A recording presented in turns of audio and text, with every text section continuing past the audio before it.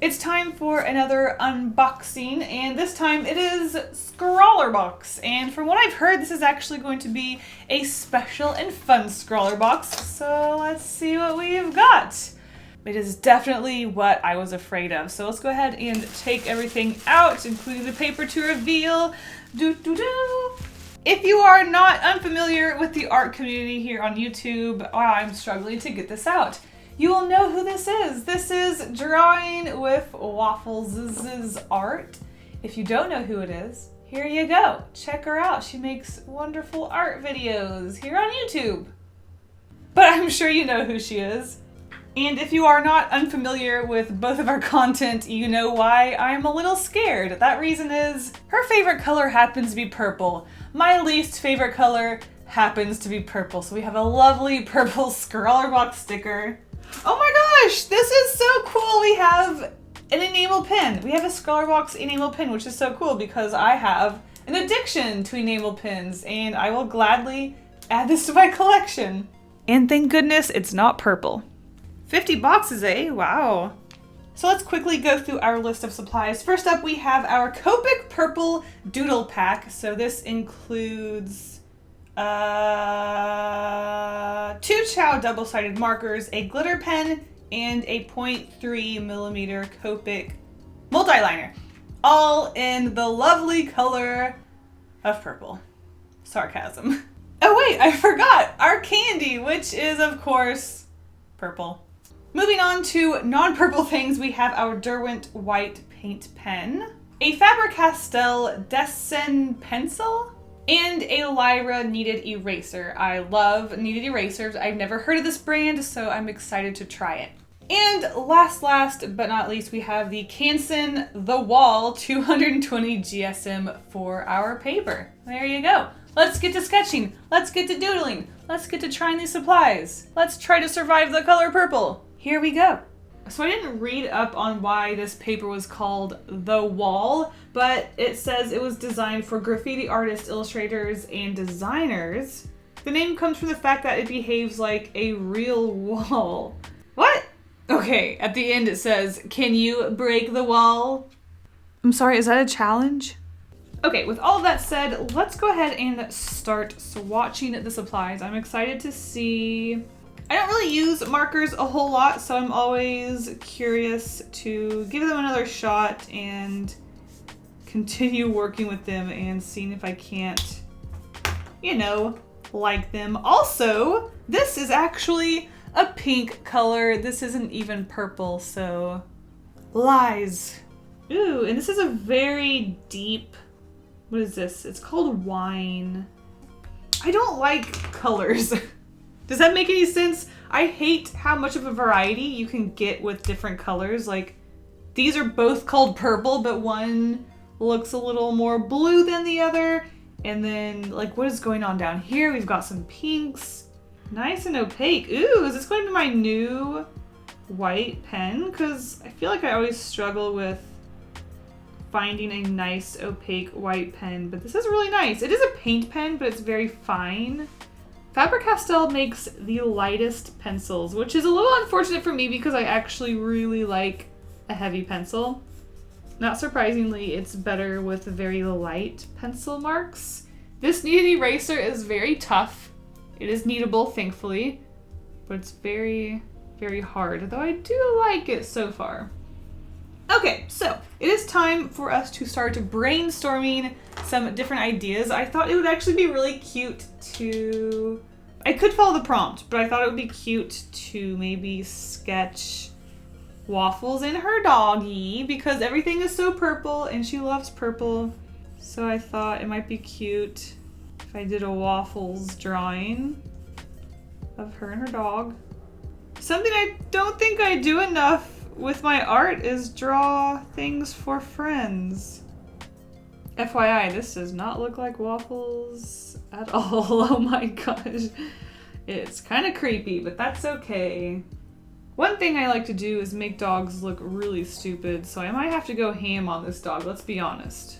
Oh my, let's just turn this over and try some different ideas. Now, one thing I do like about Waffles' art is the floatiness of it all. So we could definitely draw these two just sort of floating in space. So just like most artists, Waffles has a variety of styles she uses depending on the situation. She has one that she calls her jelly bean style, which is basically a very simple style, and I guess it's used in a more cutesy way. There's no nose, it's more simple, more shapely, and although my art is very simple and shapely to begin with, I also have a very similar style in which I want to draw things that are a little more simple. I've been dropping the nose on occasion when I want to do things that are silly, and I use especially these weird little line eyes that are very goofy. So I think instead of simplifying the artistic style, what I do is I make it look, how do I say this? Stupid and quicker to use and just very goofy in general. I just think it's really fun to make art silly, and one way to do that is to make characters look really stupid. So definitely something I like to do. But I think it's really cute. When I say things are stupid, I find them enjoyable, if that makes any sense at all. Where does the dog's neck end and the body start? Who knows? I think nailing down the dog is probably going to be the hardest part. Just have to remember, make it stupid and have fun with it. That's my art motto. Actually, hold on. What we got here? We got a stupid looking dog, that's for sure. Okay. Maybe the dog is jumping this way. Okay, so with that in mind, I think I do want them to be overall more floaty. Okay, cool, cute. Okay, let's go with this. So we'll just get our clean piece of paper out. Okay, I should probably stop putting so much effort into detailing the head before I even have the whole body laid out, because I could completely donk up the sizing or something, so I should probably chill. I just love drawing big shapely hoodies. Every time I sketch it, it's been so much fun and I've loved it. I don't know why. They're just so lumpy and fun. I should draw more hoodies. All right, let's draw that dumb dog. That wasn't supposed to be insulting, it's silly to call things dumb? I don't know. Oh, look at his eyes. They're on the side of his head. I love it. Definitely living for that. Cute! I think that actually turned out really nice. Now, let's try not to donk it up too much. Okay, I am terrified. Oh gosh, but here we go. I'm terrified because I've used alcohol markers a few times, but I feel like every time I use them, I find out something that I'm doing wrong every time, and I get really scared. But isn't that just art in general? Not knowing what I'm doing and getting really scared. Now this really is a purple color I can get behind because it's just so dark and deep, and it's not bright and obnoxious, which is really the purple I don't like, is those just really bright purples. I'm just gonna go ahead and fill these in because I feel like there's not going to be a whole lot of dark to this illustration, and I want to make sure that there is a balance of tones. Maybe I should color a few more things darker just to make sure there's enough darkness. Needs more darkness, you know? So far so good. I feel like I've gone so quiet now that all of the designing is done. I think this happens every time I start to do the inking bits. I just feel like I've said everything I need to say, and I just concentrate on not messing up the line art as much as I can. And of course, now that I've talked about how well it's going, I am ready to start making mistakes. So that's going to be really sad. For some reason, I really just want to make the hoodie super fluffy. So I'm going to add fluffiness to the hoodie just because I don't want it to be super plain. Hopefully it looks more fluffy and less itchy and spiky like a cactus. Ooh, drawing a dog means I get to draw little furs. That's also exciting. This drawing is all about little tiny hairy details apparently. It kind of looks like the dog is just has no back legs, but I guess that's what happens when it's behind something. So I actually think the line art turned out really well. I mean, it is just line art. Line art's not that difficult. Okay, so I think I want to start off with the lightest color on her jacket. I'm scared to start because I'm scared. Ooh, I like this color. It's kind of like a light gray purple. It's not super vibrant. It's kind of just subtle. I like it. Not a bad purple. Okay, so I really didn't plan out what colors I wanted to do for what. So before I jump in and completely ruin it with the colors, I was thinking maybe I should do a mock-up of what colors I want to put where. Wow, that pencil just got eaten up by the marker. Oh no, I hope my marker doesn't go gross. So let's see. What do I want to do and where? So the shorts, probably this darker blue color. Maybe the shoes too. Wow, the hair should probably, let's see, actually, if I, off screen, scribble. So I'm just gonna dip my brush into some nail polish remover because I don't have alcohol. And then we can get, depending on how much alcohol we put into the marker, we can make a lighter dark color, if that makes sense. Does that make sense? I hope so. Now, it looks like it's separating, so maybe that's not such a good idea. I know a technique Waffles uses a lot is to use a light color on the skin just to add a little bit of color, but not necessarily color in the skin. I wish there was a way to milk Copics like a venomous snake where you press their fangs against a glass and the venom just comes out. Okay, so I'm going to go ahead and color her, oh, I'm so scared. Okay, we'll do her shoes, the dark color. Oh, it's so dark. It's so dark though. I wonder if I'm going to have a hard time making a lighter color after all, because it seems to separate it into a completely different color.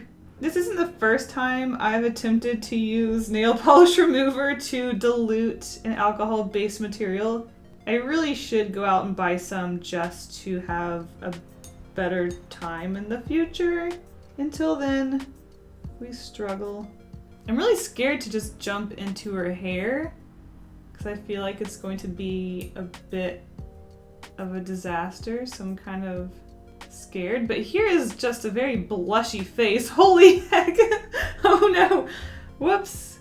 Let's see if we can add some texture to the dog's hair by slamming our brush into it. Oh, sorry for using a brush. I guess that's an illegal move because they didn't give it to us, but that's okay. So I decided that adding the nail polish remover just wasn't quite working, but the main thing I wanted to accomplish was getting a nice little hair gradient on the lighter parts. So I was able to do that. So I feel like mission accomplished on that. I think I'm just going to accept that I wasn't able to get quite as light of a color for the hair as I wanted, but that's okay. Just for the ease of not knowing what I'm doing, I am just going to make her hair a little darker than I wanted. Let's see if I dare, oh my gosh, use the darker color to shade her hair. Oh gosh, I'm so scared because it's so dark. It's so dark. The nice thing about Copics is that they do layer really well, so you can actually get quite a variety of tones with just one marker, which is really nice. That's something that you can't really achieve with the cheaper options for Copic markers. Copics, they're very expensive, but they do have a few things going for them, so I guess there's that. I mean, dang, the same color I used for the hoodie, I also shaded the hoodie, and it's just so different. That's amazing. They're very similar in the way that, I guess, watercolor works, so I can definitely appreciate that. Oh, I didn't use the pink at all. Dare I fill in the back? Oh my gosh. Okay, hold on. I'm going to see if I can't do like a striped background. So here's just a straight edge for reference. I kind of regret it and kind of just want to fill in the whole space with a pink circle, but I will keep going to see how I feel about it when it's done. And then maybe if I don't like it, I can fill it in. This is, you know, it's not so bad. I thought it was looking kind of stupid. Oh, I just smeared it. Oh. You know, it's not so bad. It's a bummer that I smeared the edge. I'm also going to do some sparkles just to add a little something because it's looking kind of plain. This is cute. Okay, so there's one more tool that I haven't used yet. I haven't used our paint marker. I'm going to do something that I don't normally do because it's not something that I care for, but because Waffles does it, I thought I would try it out myself. Something she does a lot in her artwork is that she uses a white outline around her characters to help them pop off the page a little bit. So because it's something I never do, let's just try it out and see what I think. And there we go. All right, so I think definitely adding the white outline was the best choice, especially having that really textured and busy background. So it does help the characters not, I guess, get lost in that. So I think the white outline was a good addition. Overall, I think this turned out really cute. Thank you so much to ScrawlrBox for sending me this box. I will have to forgive you guys for all of the purple. And if for some reason you haven't seen Drawing with Waffles art channel, check her out, links in the description. It was a lot of fun to create artwork for such a passionate and nice and kind, supportive art friend here on YouTube, so shout out to Waffles for being a good friend. Okay, things are getting too corny. Stay golden. Thank you so much for watching, and I'll see you guys in the next one. Bye! And now a huge thank you to my wonderful patrons for all of their support. You guys are the best. If you want to be in the credits at the end of my videos, see secret sketches, coloring pages, early access, and more, check out my Patreon by clicking a link in the description. Thank you guys all so much for the support. Bye!